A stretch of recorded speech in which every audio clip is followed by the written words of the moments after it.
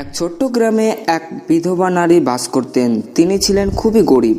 তার কোনো সন্তান ছিল না। রমজান মাস এসেছে, সকলে রোজা রেখেছে, ইবাদত করছে, কিন্তু বিধবা নারীর কাছে ইফতারের জন্য কোনো খাবার ছিল না। তিনি ভাবতে লাগলেন, আজ রাতে আমি কিভাবে ইফতার করব। হঠাৎ তিনি মনে করলেন, আমার কাছে তো একটা মুরগি আছে, আমি সেটা বিক্রি করে ইফতারের খাবার কিনতে পারি। তিনি মুরগিটি বাজারে নিয়ে গেলেন। এক ব্যক্তি মুরগিটি কিনতে চাইলেন।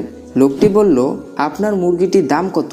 বিধবা নারী বললেন, 100 টাকা। লোকটি বলল, আমি আপনাকে শুধুমাত্র 50 টাকা দিতে পারবো। বিধবা নারী বললেন, না, আমি 50 টাকায় বিক্রি করতে পারবো না। এই বলে তিনি মুরগিটি নিয়ে চলে যেতে লাগলেন। তখন লোকটি থামিয়ে বলল, ঠিক আছে, আমি আপনাকে 100 টাকায় দিচ্ছি।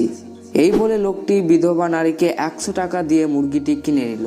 বিধবা নারী খুবই খুশি হলেন। তিনি বাজার থেকে খাবার কিনে ইফতার করলেন।